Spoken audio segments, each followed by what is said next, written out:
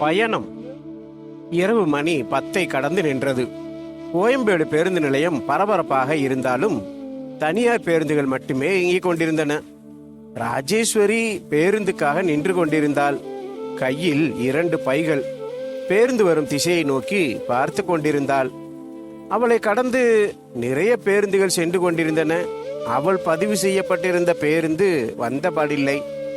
திசைகள் முழுவதும் திரும்பி பார்த்து கொண்டே இருந்தாள். குமார் தன் உறவினர்களை அதே இடத்தில் பேருந்தில் ஏற்றிவிட்டு அவன் வீட்டிற்கு செல்வதற்காக ஓலா 2 சக்கர வாகனத்தை பதிவு செய்தான்.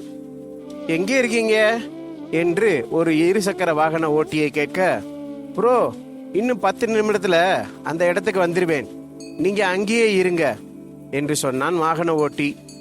ராஜேஸ்வரி சுற்றுமுற்றும் பார்த்து கொண்டே இருந்தாள். என்ன நினைத்தாலோ தெரியவில்லை. குமாரிடம் வந்து, அண்ணே, இது எந்த இடம்னு சொல்லுங்க என்று அவள் செல்போனை குமார் கையில் கொடுத்தாள்.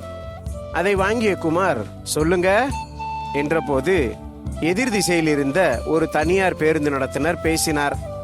நாங்க மதுரை வயல்ல இருக்கோம் என்று அந்த நடத்துனர் சொன்னபோது, இவங்க கோயம்பேடு பக்கத்துல நிக்கிறாங்க, எப்படி இவங்களை கடந்து போனீங்க என்றான் குமார்.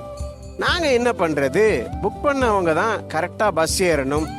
நாங்க 10 நிமிஷம் நின்னு பார்த்தோம், அவங்க ஏறல, அதான் ஆளு இல்ல போலன்னு வந்துட்டோம் என்று சாதாரணமாக பதில் சொன்னான் நடத்துனர்.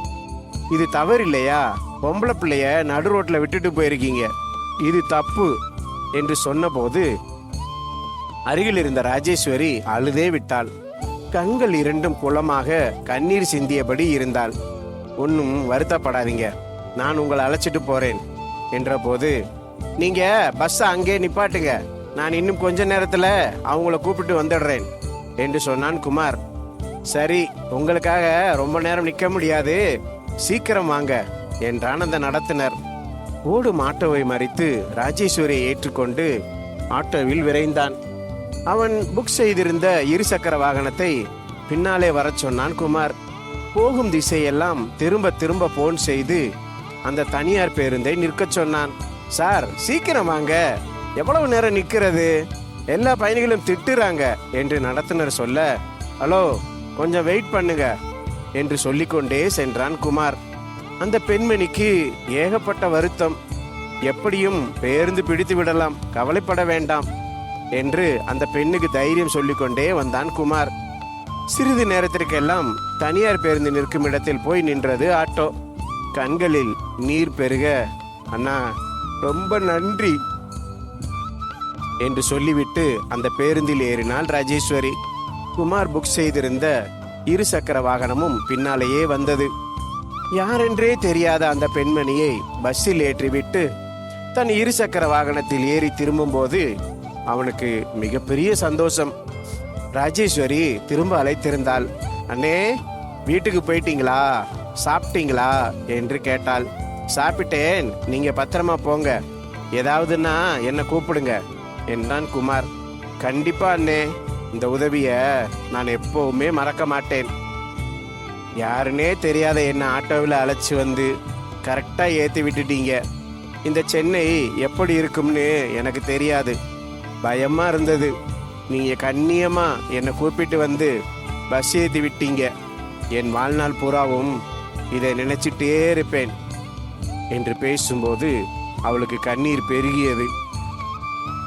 ஒன்றும் வருத்தப்படாதீங்க, எல்லாம் நல்லபடியா நடக்கும் என்று அவன் சொல்லி கொண்டிருக்கும் போது அவனுடைய வங்கி கணக்கில் ஒரு பெருந்தொகை வந்து விழுந்திருந்தது.